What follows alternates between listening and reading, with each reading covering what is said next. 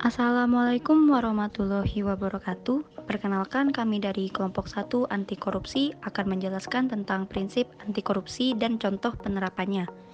Sebelumnya, perkenalkan nama anggota kelompok kami. Yang pertama ada Jusmini, yang kedua ada Citra Ayu Arahmah, yang ketiga ada Ervi Warda Lestari, yang keempat ada Yuge Agilia Putri, yang kelima ada Rizka Tri Ulandari, dan yang keenam ada Martina Enahak. Pengertian korupsi. Korupsi adalah penyalahgunaan amanah untuk kepentingan pribadi. Korupsi merujuk kepada serangkaian tindakan-tindakan terlarang atau melawan hukum dalam rangka mendapatkan keuntungan dengan merugikan orang lain. Prinsip anti korupsi.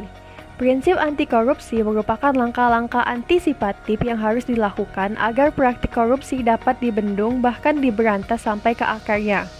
Prinsip-prinsip anti korupsi pada dasarnya terkait dengan semua aspek kegiatan publik yang menuntut adanya integritas, objektivitas, kejujuran, keterbukaan, tanggung gugat, dan meletakkan kepentingan publik di atas kepentingan individu. Ada 5 prinsip anti korupsi. Yang pertama ialah prinsip akuntabilitas, kedua prinsip transparansi, ketiga prinsip kewajaran atau fairness, keempat prinsip kebijakan, kelima ada prinsip kontrol kebijakan. Untuk penjelasannya lebih lanjut bisa didengar selanjutnya.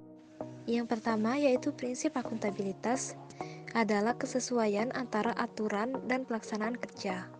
Dimaksudkan agar kebijakan dan langkah-langkah atau kinerja yang dijalankan sebuah lembaga dapat dipertanggungjawabkan melalui mekanisme pelaporan dan evaluasi terhadap kinerja pelaksanaan.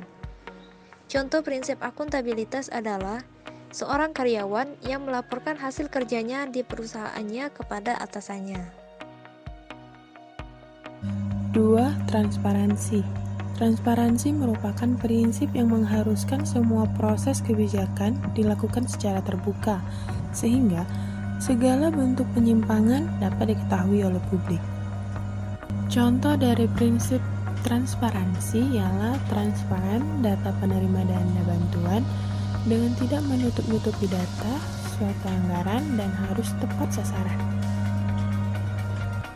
3. Prinsip kewajaran atau fairness dimaksudkan untuk mencegah adanya ketidakwajaran dalam penganggaran dalam bentuk markup maupun ketidakwajaran lainnya. Contohnya dana desa dalam pembangunan daerah atau pembangunan desa. Dananya harus sesuai dengan anggaran sebenarnya. Dengan adanya prinsip kewajaran, hal ini fungsinya agar tidak terjadi penyelewengan dana desa, yaitu dengan membuat rancangan anggaran di atas harga pasar. Prinsip anti korupsi yang keempat adalah prinsip kebijakan. Kebijakan ini berperan untuk mengatur tata, interaksi dalam ranah sosial agar tidak terjadi penyimpangan yang dapat merugikan negara dan masyarakat.